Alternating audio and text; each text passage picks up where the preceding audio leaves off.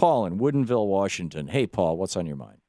Morning, Tom. I have to respond to your guest. What was Our his name? creationists, you mean? Yeah. Okay. Almost everything he said was incorrect, but he puts it out there as an assertion. Let me just start with a couple things, and I'll get to my point here. He said that Darwin said if evolution is true, there should be lots of evidence in the fossil record. That's not what Darwin said.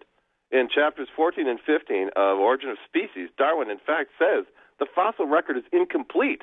Lots of things are missing. Right. He explicitly says that. Right. And so I have a brother that's like this guy. He just throws things out there, right, and asserts that that's what Darwin said.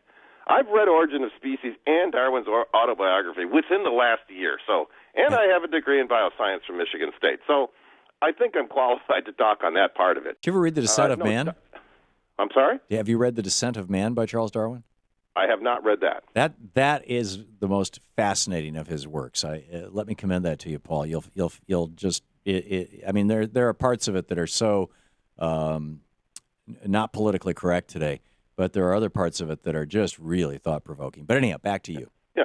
Well, and then he says, he makes another thing. The conservatives always like to say, are you saying this? Are you saying that? And what they'll do is throw back at you a twisted version of what you just said, right? And ask you to say yes or no. They're going to give you the Socratic sort of Socratic method with you, and ask you to yay or nay on a twisted version of what you just said. But then he said, molecule to man? Really?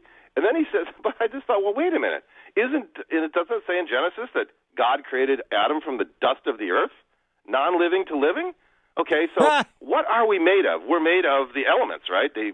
On the periodic table, right? Yeah. Well, none of those are necessarily living. So yeah, we are made from non-living things.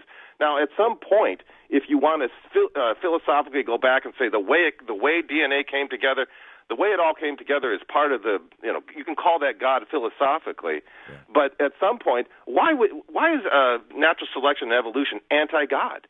Well, it's not, and I didn't want to get into a theological debate with a person whose theology is as limited as Eric's is, and I say that respectfully. I mean, he's got a very narrow view of theology, and he's staying to it, and that works for some people.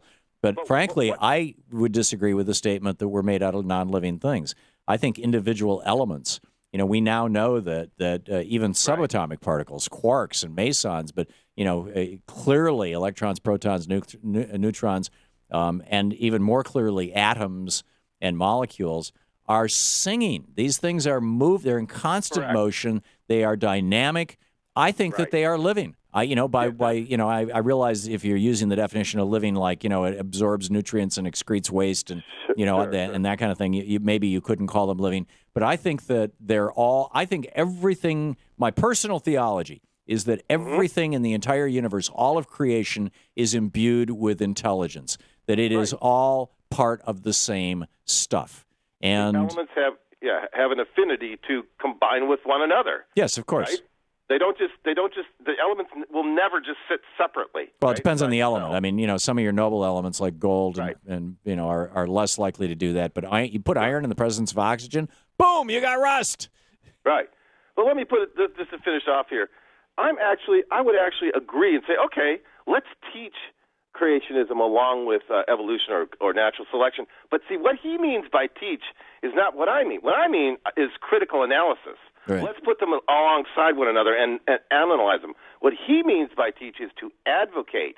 And what he wants to do is advocate teaching an advocacy, his style of teaching creationism versus his style of and this is what the Texas school board is talking about putting in next year's school books, which will go out to the entire United States because Texas is the largest purchaser. Exactly. It is getting bizarre. Paul, thank you for the call. Well, as always, well said, brilliantly said.